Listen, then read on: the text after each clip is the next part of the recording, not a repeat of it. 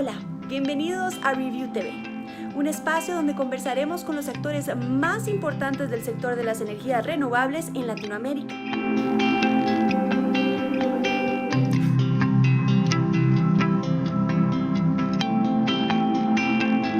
Empecemos por el tema que apremia y que tiene a la mayoría del sector preocupado, que es obviamente esta situación del COVID, tras la subasta que ustedes hicieron el año anterior, en octubre, donde se adjudicaron, eran casi 1.300 megas. ¿Cuál es el balance que ustedes hacen una vez que pasó este primer proceso y qué impacto se podría o están esperando a raíz de esta situación del COVID en los últimos meses? La subasta, como saben, fue muy exitosa. Logramos adjudicar 9 proyectos.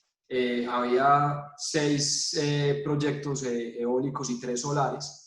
En total fueron 1.366 megavatios de capacidad instalada, que digamos eso representa aproximadamente el 9.5% del total de la demanda regulada del país.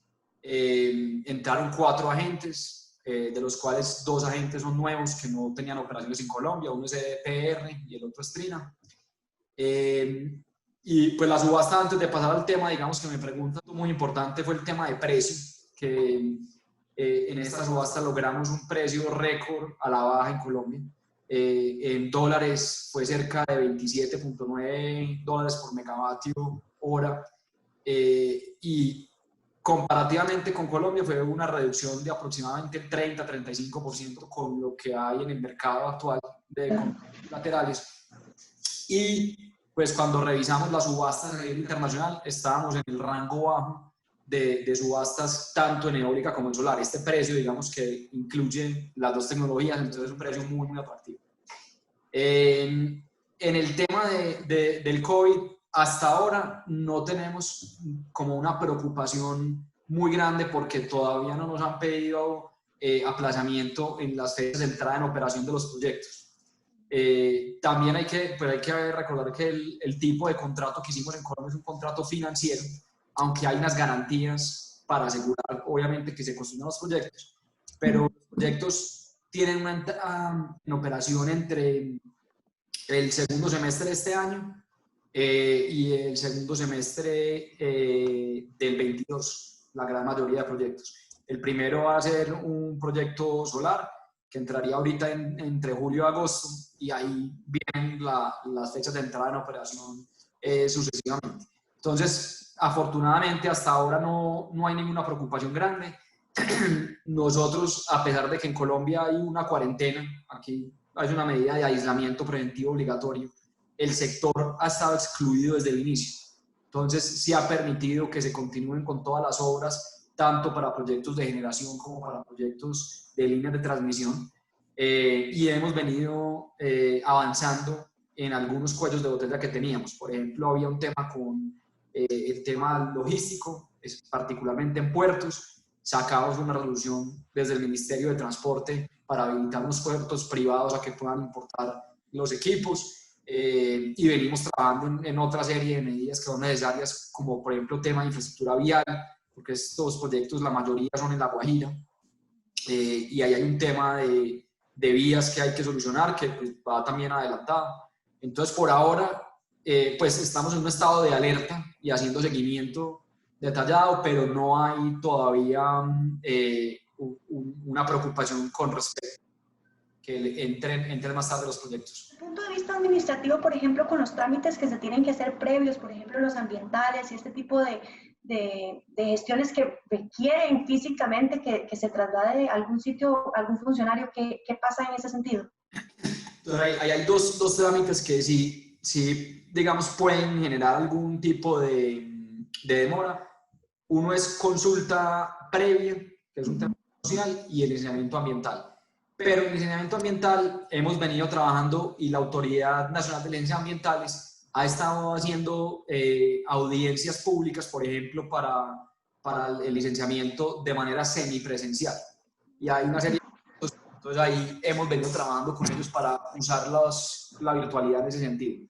El tema de consulta previa es un poco más complejo, sobre todo para líneas de transmisión. pero digamos que ahí todavía hay proyectos que no están en esa etapa, entonces todavía están dentro del cronograma. Ahora, obviamente, a raíz de todos estos esfuerzos que ustedes están haciendo como país para diversificar su matriz e incluir, obviamente, las energías renovables, estaba viendo que en la UCME hay inscritos casi 9.500 megas en este momento. Sin duda eso, obviamente, habla del interés que hay, pero ¿cuál es la expectativa sobre la entrada en vigencia de estos proyectos? Y si más bien podrían estar pensando en una nueva licitación para poder abordar pues, esa necesidad que hay. Bueno, entonces ahí, como bien digo, hay una cantidad de proyectos ya registrados en la UCME con conexión aprobada. Creo que son cerca de 7.500 los que tienen ya conexión aprobada y hay otro tanto que están en proceso de recibir el concepto de aprobación de conexión. En las dos subastas, porque acuérdate que hicimos la subasta de renovables y ahí entraron los 1.365 megavatios. Habíamos hecho anteriormente una subasta que se conoce aquí como la subasta del cargo por confiabilidad, que es el mecanismo de expansión del parque de generación en Colombia. Y ahí habían entrado otros proyectos, o sea que en total cuando sumamos las dos subastas más los proyectos de autogeneración que también están ya en ejecución, son cerca de 2.500 megavatios, lo que para el 2022. Con esta digamos, otro grupo de proyectos que vienen ya en el pipeline, pues hay diferentes alternativas. Viene un mercado anónimo estandarizado que está preparando el regulador. Creemos en que también en subastas en el futuro, como la del cargo, donde son neutralmente tecnológicas, he demostrado que pueden participar sin ningún problema los proyectos de energía renovable no convencional y son competitivos con la generación hidráulica y con la generación en Colombia.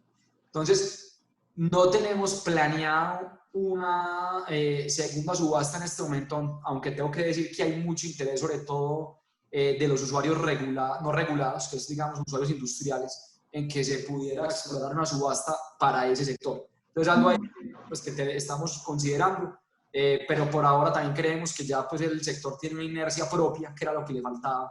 Con esa subasta de octubre logramos darle como ese empujón a todo el tema de los grandes parques eólicos y granas solares. Ustedes el otro día escuchaba una entrevista que usted estaba haciendo y hablaba sobre las experiencias que les han dejado las subastas, algunas positivas y otras no tanto. ¿Cuáles son esas lecciones y qué es lo que sacan de eso para aplicar nuevamente a las que podrían venir en el futuro? Bueno, hay que recordar además que la subasta de octubre del 19 fue tan exitosa porque justamente hemos tenido un fracaso en febrero del mismo año, que fue cuando hicimos la primera subasta. Pero digamos que es parte, digamos, de los fracasos es aprender y tener lecciones para mejorar a futuro. Y creo que eso fue algo positivo, a pesar de que obviamente fue una frustración grande, pero que digamos que lecciones aprendidas hay muy claras. Uno, que tratar de cambiar tantos componentes de la cultura del mercado es muy difícil. Entonces ahí haber escuchado al mercado después de la primera subasta, sobre toda la demanda, porque aquí estábamos tratando de impulsar mucho desde el lado de la oferta. Entonces en Colombia, que es un caso particular, tenemos un mercado donde estaba acostumbrado a contratos de muy corto plazo. Aquí en Colombia lo que llamaban un contrato de largo plazo era un contrato de 2 años o de 3 años. Y estábamos proponiendo ya irnos a 15 años, ¿cierto? A 2 inicialmente y logramos llevarlo a 15. Por el otro lado, estábamos proponiendo un tipo de contrato pague lo generado, un contrato físico.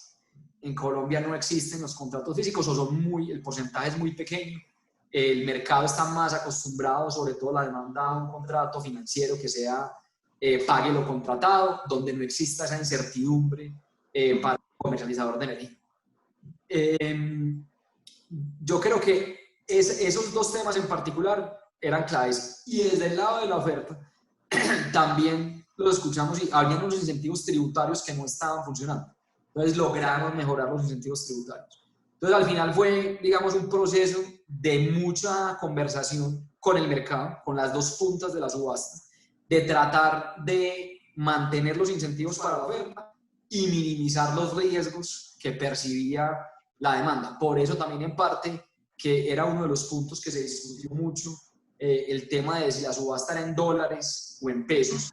al final, sabiendo que hacerla en pesos iba a restringir la participación, sobre todo de financiadores o inversionistas extranjeros, pues al final decidimos que era mejor extender el plazo del contrato y hacer la subasta en pesos. Y digamos que eso salió bastante bien. Y con política pública hacer el notch en hacer obligatoria la compra de un porcentaje del portafolio de los comerciadores que viniera de fuentes renovables no convencionales. Pero al final, aunque la crítica en su momento era que íbamos a obligar al mercado y que eso iba a incrementar los precios, fue todo lo contrario, porque los precios fueron absolutamente competitivos y mucho más bajos de lo que teníamos nosotros en nuestros mejores escenarios. A mí me parece que han creado un modelo donde la gente ya sabe, tiene las reglas claras, sabe bajo qué parámetros jugar, y ya ahora más bien el mercado más bien se está moviendo hacia eso, y que la gente sepa que si va a invertir, que va a invertir en Colombia bajo esos parámetros, ¿cierto? Así es.